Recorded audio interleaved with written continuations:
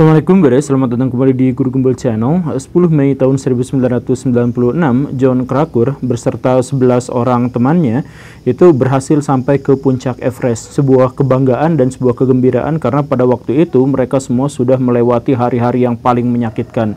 Karena suhu di sana yang sangat ekstrim, ketinggian yang sangat ekstrim, kelelahan yang sangat ekstrim. Ketika sampai ke puncak mereka sudah selesai lega, akhirnya mereka turun saja. Tetapi masih dalam zona kematian ketika mereka turun dan mereka tiba-tiba terkena badai yang sangat menyakitkan, badai yang sangat kuat sampai-sampai banyak di antara mereka yang kelelahan dan meninggal dunia. Satu demi satu mereka bertumbangan dan akhirnya 11 orang di antaranya meninggal dunia. Jon Krakauer pada waktu itu termasuk orang yang terus berjalan ke bawah. Dia berjalan. Dia sudah sekarat karena pada waktu itu dia benar-benar sudah tidak bisa merasakan beberapa anggota tubuhnya. Tapi pada waktu itu dia dipandu, ditolong sama seseorang, sama Andi Haris, kawannya. Lu baik-baik aja, yuk kita turun gitu ya ke bawah. Sampai akhirnya sampai ke pos. Nah, setelah di sana ternyata Andi Haris tidak ikut masuk pos. Setelah dicari-carilah ternyata Andi Harisnya tidak pernah ada. Belakangan diketahui bahwa Andi Haris yang dimaksud itu sudah meninggal di dekat puncak. Jadi ketika dia baru turun sekitar 300 meter di bawahnya dia sudah meninggal di sana. Sedangkan Jon Krakauer itu merasa bahwa dirinya sempat ditemani oleh Haris. Jadi sebenarnya siapa itu? Apakah Haris membantunya walaupun dalam wujud roh untuk turun ke bawah?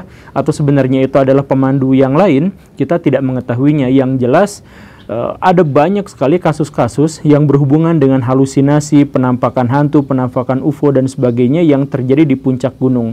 Nah, kita akan membahas tentang penampakan-penampakan dan fenomena-fenomena yang akan mengkhususkan di puncak Everest untuk mewakili apa yang sebenarnya terjadi pada para pendaki gunung di seluruh dunia. Simak videonya sampai tuntas karena kita akan menyisipkan penjelasan ilmiah di situ. Yuk kita mulai.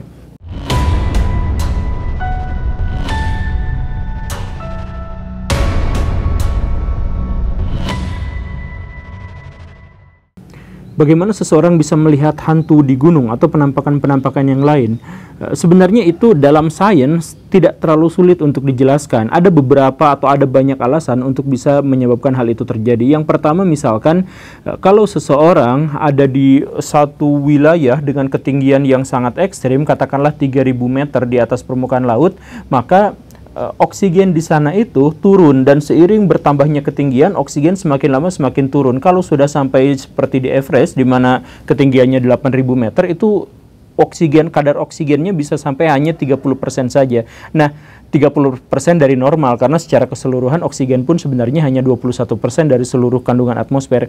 Nah, dengan kondisi yang seperti itu maka otak kita itu akan menjadi kekurangan oksigen dan kalau kekurangan oksigen maka kita akan berhalusinasi. Kita bisa mengalami perjumpaan dengan makhluk-makhluk tertentu, kita bisa melihat ayah ibu kita yang sudah meninggal atau siapapun yang sudah meninggal, kita bahkan bisa merasakan roh kita lepas dari tubuh dan sebagainya. Itu adalah dampak dari kurangnya oksigen ke dalam otak. Atau ada hal yang lain, misalkan kalau tubuh kita mengalami kedinginan yang sangat tinggi, misalkan di bawah 0 derajat dan terus-terusan semakin membeku, maka peredaran darah kita juga akan menjadi mengecil dan peredaran darah yang mengecil itu akan membuat pasokan oksigen ke otak juga menjadi semakin sedikit dan karenanya itu lagi-lagi berdampak pada halusinasi. Kita bisa melihat sesuatu yang aneh-aneh di luar sana begitu. Atau ada kemungkinan yang lain, kalau misalkan baraya mendaki gunung yang secara vertikal hitungannya misalkan dalam 300 meter per hari, maka itu bisa menyebabkan tubuh itu mengalami penyakit ketinggian di mana tubuh itu tidak bisa menyesuaikan diri dengan perubahan atmosfer, perubahan tekanan, dan perubahan suhu yang terlalu dramatis dalam satu hari itu. Nah, itu bisa menyebabkan apa? Bisa menyebabkan mual-mual, disorientasi, dan hal yang semacamnya, termasuk juga dalam konteks ini bisa melihat hantu. Jadi kalau misalkan baraya di Indonesia menjadi sangat umum menemukan cerita-cerita para pendaki gunung yang melihat desa yang sangat aneh di tengah gunung atau hal yang semacam itu, ya, itu bisa saja terjadi. Khususnya untuk Everest, itu memenuhi seluruh syarat agar seseorang itu bisa berhalusinasi di puncak sana. Jadi dalam sains sebenarnya itu sudah selesai masalahnya, sudah bisa terjelaskan. Tapi apakah sudah benar-benar terjelaskan? Karena sebenarnya begini Baraya, dalam sains itu ada satu titik kelemahan. dia bisa menjelaskan bahwa kalau orang ada dalam kondisi seperti ini dan seperti ini dan seperti ini, maka dia bisa berhalusinasi. Dia bisa menjelaskan itu. Tetapi dia sama sekali tidak bisa menjelaskan apakah seseorang yang mengalami itu terjadi gara-gara syarat-syarat yang dijelaskan tadi itu. Kan belum tentu seperti itu gitu. Jadi sains bisa menjelaskan kalau saya ke puncak gunung, saya bisa berhalusinasi. Tetapi sains tidak bisa menjelaskan apakah ketika saya di luar sana, di puncak gunung itu, melihat hantu itu sebenarnya adalah halusinasi atau tidak. Itu tidak bisa dijelaskan.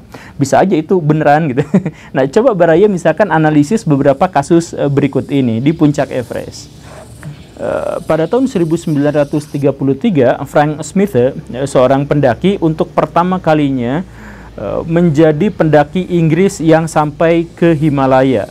Dia sampai ke ketinggian 8.500 sekian meter. Nah, di sana dia sendirian. Luar biasanya beraniannya. Dia sendirian, dia duduk-duduk di situ sampai akhirnya dia menemukan ada seseorang yang berjalan bersamanya.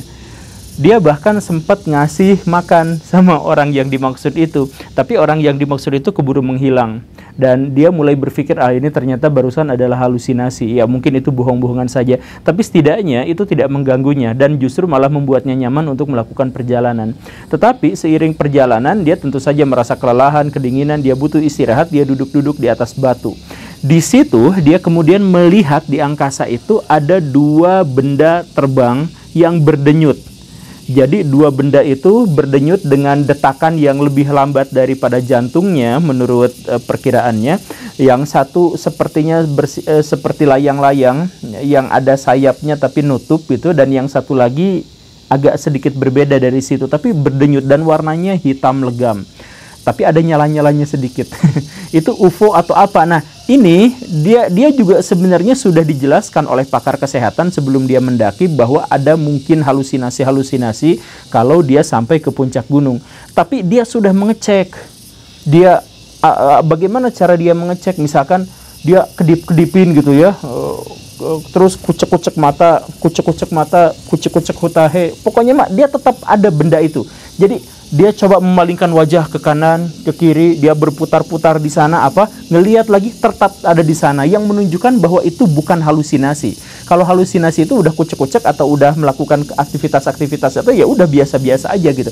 Udah nggak kelihatan lagi, tapi ini tetap kelihatan. Bahkan setelah dia berputar sekali di situ untuk cari kesempatan apakah si makhluk itu akan hilang atau enggak, pas balik lagi ke situ, si dua benda itu tetap ada di posisinya, tetapi menghadap pada dirinya pada waktu itu. Nah ini kan, jadi ini bukan halusinasi. Sampai akhirnya tak lama kemudian ada segumpal kabut tebal yang menutup dua benda itu atau dua makhluk itu, entahlah apa namanya.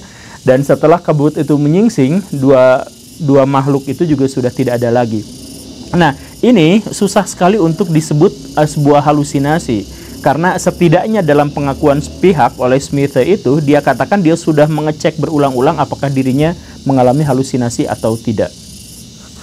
Atau contoh kasus yang lain, pada tahun 1975 di bulan September, Doug Scott dan kawannya, Dougal Huston, itu berhasil hampir sampai ke puncak Everest, 100 meter di bawah puncak Everest. Tetapi pada waktu itu keburu maghrib, jadi mereka memutuskan untuk berkemah di situ, bikin galian tanah di situ, kemudian untuk melindungi dirinya dari dingin. Nah, tetapi di sana langsung datang badai yang sangat kuat, badai yang sangat hebat, sampai dua orang itu benar-benar mengalami rasa sakit yang luar biasa. Rasa sakit gara-gara dingin yang luar biasa, rasa sakit gara-gara kekurangan oksigen, rasa sakit dia nggak bisa tidur dan sebagainya.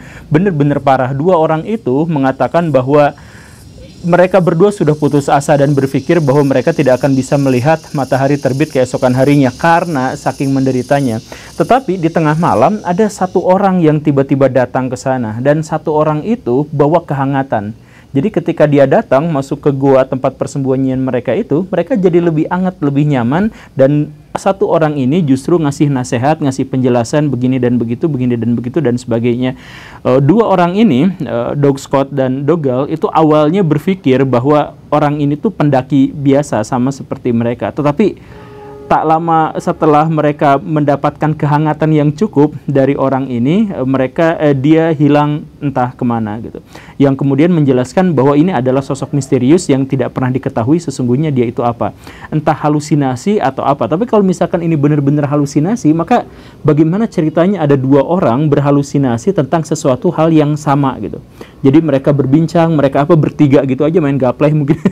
Ya, tapi nah ini kalau misalkan ini halusinasi mungkin mungkin susah untuk dijelaskan. Walaupun kita juga bisa membuka kemungkinan bahwa dua orang itu telah bersepakat untuk menciptakan kebohongan, ya bisa aja gitu ya. Tapi mereka kan tidak memiliki motif untuk berbohong, dan kalau memang benar-benar tidak berbohong, kita tidak benar-benar tahu apa yang sebenarnya terjadi. Makhluk itu yang datang itu, tamu itu siapa, kita tidak pernah tahu. Yang mungkin berusaha menjelaskan ini dalam perspektifnya itu adalah Doji Sherpa, seorang pendaki Gunung Everest yang paling terkemuka, karena dia adalah seorang yang mengaku mencatatkan rekor pendakian tercepat, yaitu 8 jam dari kaki Everest sampai puncak Everest. Yang ini tentu saja diperdebatkan, tetapi setidaknya kita mengetahui bahwa dia itu adalah pendaki yang sangat berpengalaman. Nah, dia menjelaskan bahwa ada banyak fenomena tentang hantu, tentang penampakan yang aneh di Everest itu terjadi gara-gara gunung itu yang seharusnya suci itu kurang dihormati. Sedemikian sehingga gunung itu seringkali memberikan dampak yang negatif atau dampak yang positif terhadap orang sesuai dengan karmanya gitu. Jadi misalkan begini, dia menjelaskan bahwa ada banyak sekali orang-orang yang mati di puncak Everest itu. Di zona kematian sampai ke atasnya itu setidaknya sudah ada 310 orang yang meninggal dunia, dan 120 orang diantaranya itu jenazahnya tetap ada di situ. Bahkan ada jenazah yang dibiarkan di situ di dekat jalur trek pendakian dan dijadikan sebagai tanda, oh kalau udah sampai jenazah ini sudah sampai ke situ gitu ya. Jenazah si sepatu buat berwarna hijau. Nah, karena Sherpa itu, karena banyaknya orang-orang yang mati di situ dan mati penasaran, maka banyak juga hantu-hantu yang ada di situ. Jadi di situ itu memang banyak hantu dari orang-orang yang sudah meninggal di sana.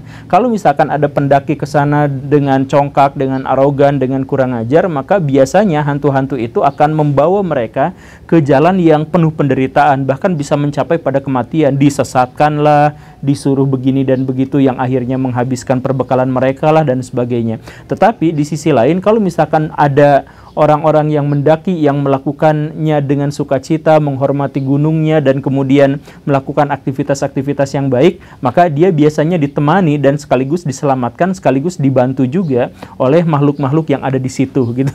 Kenapa Sherpa bisa mengatakan seperti itu? Karena dia sendiri, konon katanya, dia menurut pengakuan pribadinya ya, dia sendiri pernah di ketinggian sekitar 8.100 meter itu, dia didatangi oleh banyak sekali bayangan-bayangan gelap. Bayangan-bayangan gelap itu adalah bayangan-bayangan yang minta makan sama dia. Jadi dikasih makan semuanya sama dia gitu ya. Ya. Nah, kenapa seperti itu?